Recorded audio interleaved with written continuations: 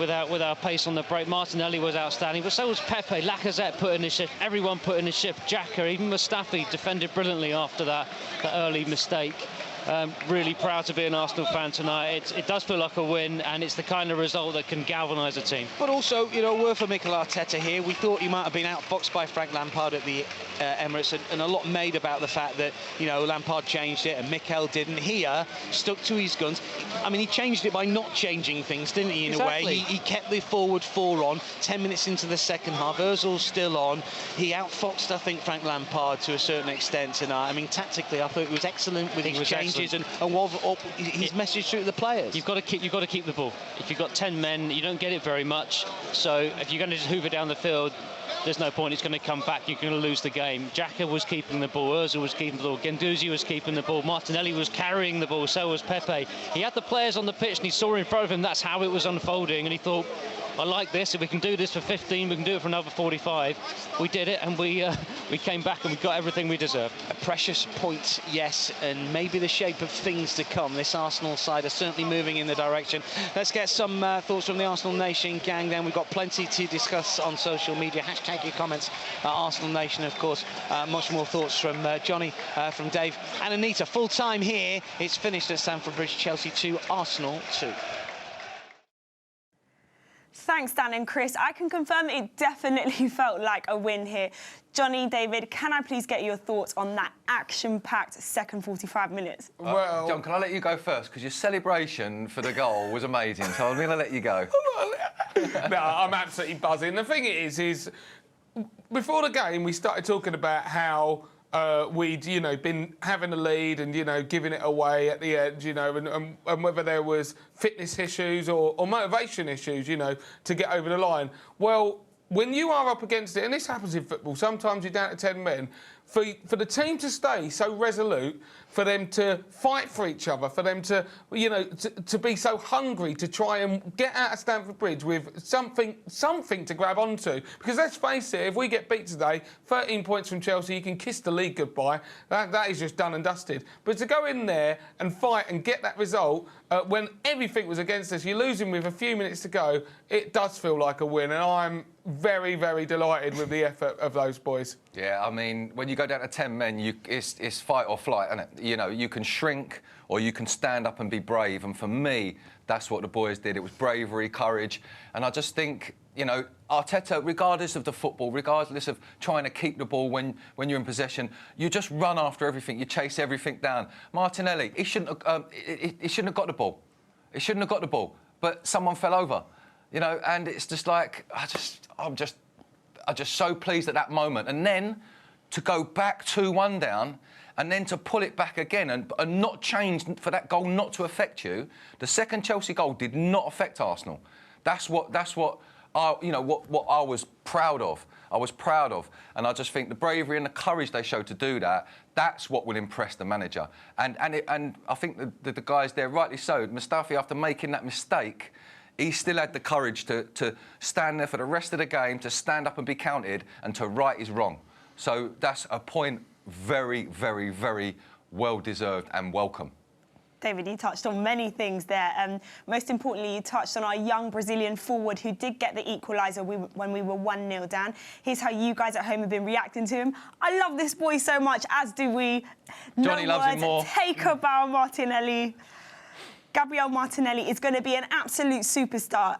Aubameyang also said this last week, may I add. So intelligent, technically sound, works hard and has the confidence on the big stage, all still in his teenage years. What a steal by Arsenal in the summer. Another one there, Martinelli carried the ball 67 yards before he scored that equaliser. Guys, another one there from Gunners.com. He's been directly involved in 12 goals, 10 and 2 in 11 starts for Arsenal. Incredible figures. He's 18 years old. Not only that, we saw some incredible link-up play with him and Saka along the left. How impressed were you with the two young players today? Honestly, I think the cat's out of the bag now. You know, no, I do, because I look at this, I watch him, and I've been seeing this for a while with Arsenal, as the other Arsenal fans have as well, you know.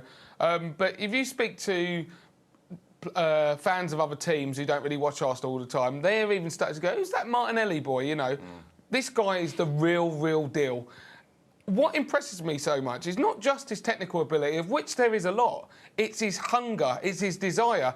He has this kind of warrior instinct, like he battles, he's a fighter in the way that, you know, Luis Suarez used to get those kinds of compliments. You see players like a kind of Aguero, even despite being quite diminutive, they have an absolute hunger to get the ball, to find space and just to root out chances. And when they're in, killer instinct, bang, all the time.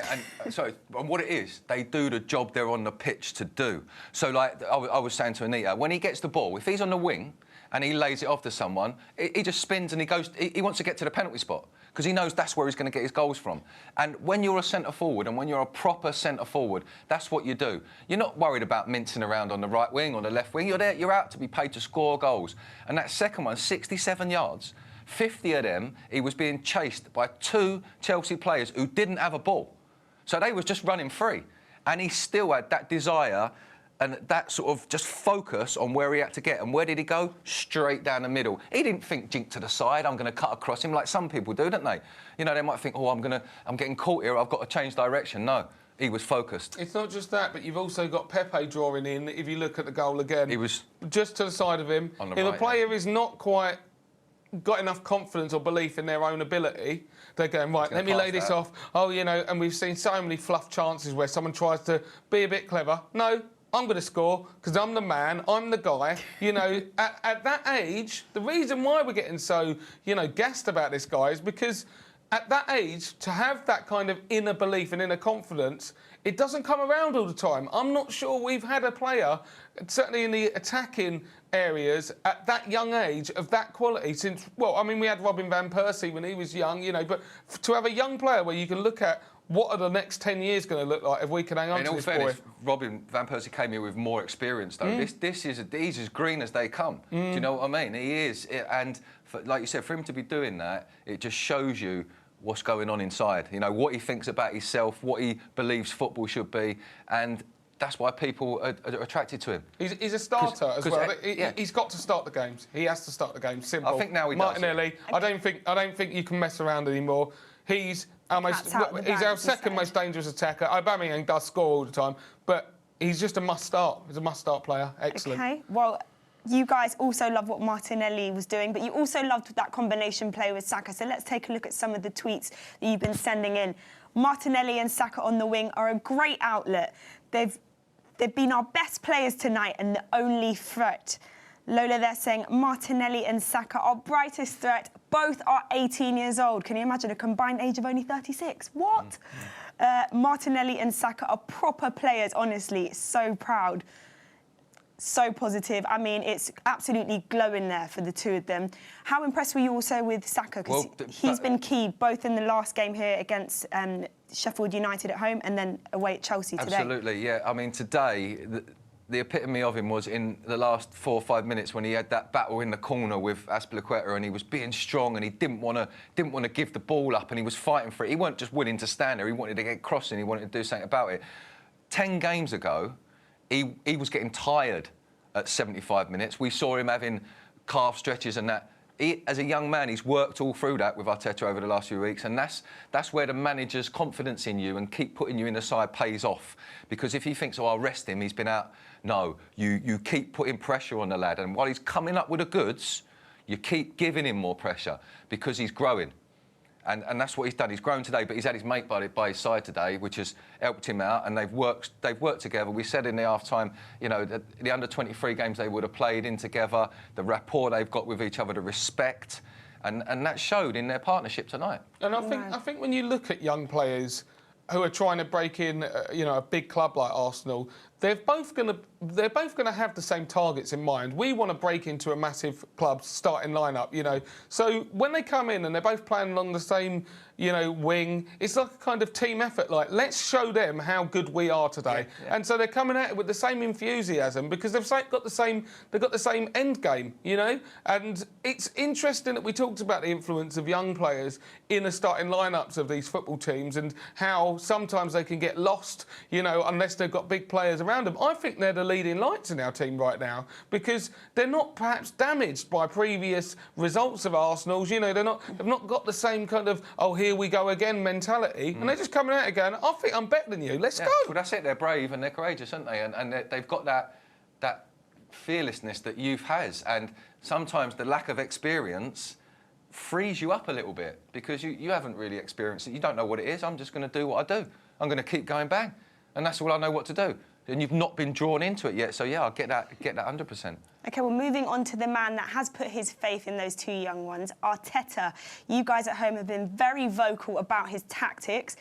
Arsenal with the man down, away from home, attacking with 4. Arteta, my manager. Another one coming in. This is about Xhaka doing a great job at the back for Arsenal. We'll touch on the first one there.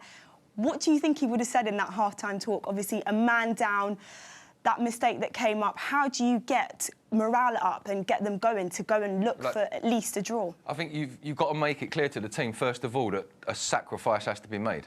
Now, most managers go, oh, I'll put a defender on it. His sacrifice was not to put a defender on and to take the chance of pushing someone forward. So he sacrificed a player to go forward, if you like, to go and support play.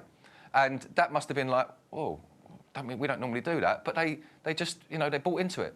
They bought into it. And times are few and far between when you can attack with 10 men. But in that second half, it seemed like Arsenal didn't have 10 men at times. Chelsea, you know, just completely stepped back, was almost like shell-shocked, sucker-punched, weren't they? And they never recovered. And the boys just kept on and on at it. And I just think, you know, just in what he did there shows the difference between a negative change and a positive change. Even though he didn't actually change anything, it was just an instruction. I think that's the whole point. From a manager's point of view, you manifest the results that you want to get out of the game. If you start showing that you're timid in terms of your approach, oh, we've lost a man, so let's start sinking back, let's not get beat heavily today. Well, actually, what you end up doing is giving the impetus further towards Chelsea. They're already going to feel confident, and we end up losing this game. Part of it comes from what Arteta set out in the week. He said, this is a must-win game. The parameters changed pretty quickly. We've got a red card. You know, we can't go around throwing our weight around after that. But he would have also said what you can't do is lose because that really will just put the nail in the coffin. So to come out against Chelsea and go, no, we're just going to stay going for you and carry that threat, full marks to the manager. I really like that. I didn't want to see us shrink and cower because of what had happened. And, you know, the team will be built in the manager's image, and so far I've been really impressed by the guts and the desire and the camaraderie that Arteta has instilled in the team. And, you know, stuff like this, sometimes it's a result like this that can be the catalyst for your future moves as a side. And when they look at this and go, hold up, we've been 10 men for 70 minutes against Chelsea, 60 minutes, whatever, and we still haven't lost away from home in a tough game. We are getting something right, and that confidence will build, and it will lead to better results as we move forward. It's like a three-pointer, really. Definitely, that's how we all said it felt. When you've gone behind twice with 10 men, come back and finish the stronger side. You only get 1 point for it, but in confidence, that could even be better than a three-pointer, because it's like you've won the game twice, and you know what I mean, and you had less players. OK, well, I think it's a good time to reflect on what we did in the first show. So memories at Stamford Bridge there. This is definitely going to be one to look back in a few years' time. But we asked you guys at home to vote whether Johnny's case with Van Persie was the memory at Stamford Bridge, or whether it was what David spoke to. Oh, no, Papilo, sorry, with Kanu or with Van Persie. And it was Van Persie who won. So... Have a word, guys. David, come on, have a word. All I've got to say is it's 2 out of 2. You're not the only one to lose to me, John, so don't worry about it. Oh. It's OK. It's OK. They're just it's because it's more recent. I voted for Johnny. Either way, we're going to take it. Let's take a look at the other results from the evening's matches, because we weren't the only ones in action. So Bournemouth managed to get a win there. Man City back to winning ways, beat Sheffield 1-0. Are there any other results that scream to you? Well, Crystal Palace, they are just a point or so ahead of us in the table. That will be good for us going forward.